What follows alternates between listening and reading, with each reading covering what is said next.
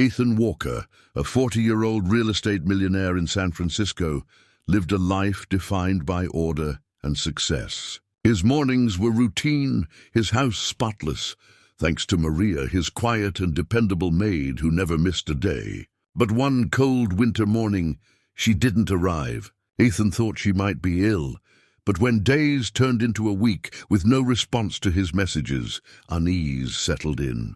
One late evening, while checking a construction site on the outskirts of the city, he noticed faint movement near a dumpster behind an abandoned warehouse. Curiosity turned to shock when his flashlight revealed Maria crouched beside her young son, both wrapped in a tattered blanket. The boy shivered violently, his small face pale and weary. "Maria?" Ethan's voice trembled. She looked up, eyes wide with fear and shame. "Mr. Walker." "Please don't call the police," she whispered. Ethan knelt beside them, disbelief and guilt flooding through him. The woman who had once cared for his home now had no home of her own. As the cold wind cut through the night, he realized this wasn't about neglect or irresponsibility. It was about survival. In that moment, Ethan's world of luxury suddenly felt unbearably empty. Ethan brought Maria and her little son Leo to his mansion that night. He wrapped them in blankets and sat them near the fireplace as the warmth slowly chased away their shivers. Maria sat silently, her eyes lowered while Leo clung to her arm. After a long pause, Ethan spoke gently. "Why didn't you tell me, Maria?" Her lips quivered as tears began to fall.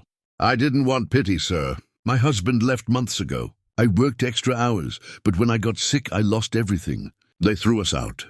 I didn't know where else to go." Ethan listened in silence, guilt weighing on his chest. She had been in his home for 3 years, always kind, always invisible, never once asking for anything. He had never thought to ask about her life beyond work. Looking at the frightened boy beside her, he felt a deep ache he hadn't known before. Leo's small voice broke the silence. "Are we in trouble, sir?" Ethan knelt and placed a reassuring hand on the boy's shoulder. "No, you're safe here." That night, as Maria and Leo slept in the guest room, Ethan sat alone by the fire, realizing how blind success had made him. The next morning, Ethan made several calls that would quietly change Maria's life. He arranged for a private doctor to treat her and found a nearby school willing to enroll Leo immediately.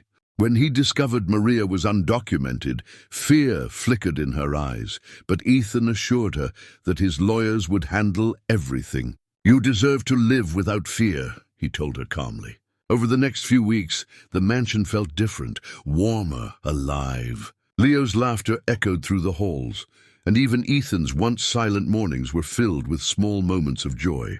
He began joining Leo for breakfast, helping with homework and driving him to school before work. It felt natural, something his money had never given him, a sense of belonging. One evening, as the sun dipped behind the bay, Maria approached him in the garden. "Why are you helping us?"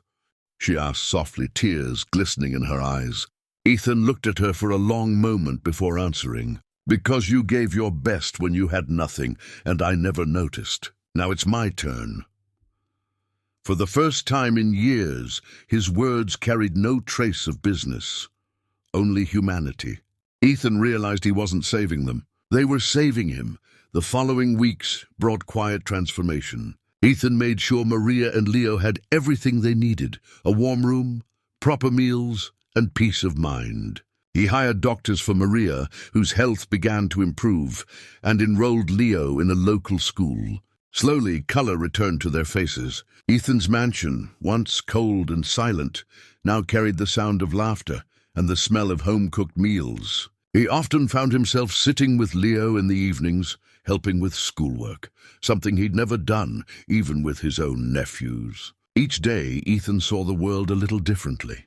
He began to realize how easy it was to overlook people who served him, people like Maria, who carried silent struggles with grace. One evening, as they stood by the kitchen window watching the rain, Maria turned to him, her voice trembling. "You've done more than I ever imagined. Why?" Ethan looked at her, his expression soft. "Because I should have cared sooner. You never asked for help, you just kept giving. Now it's time someone gives back."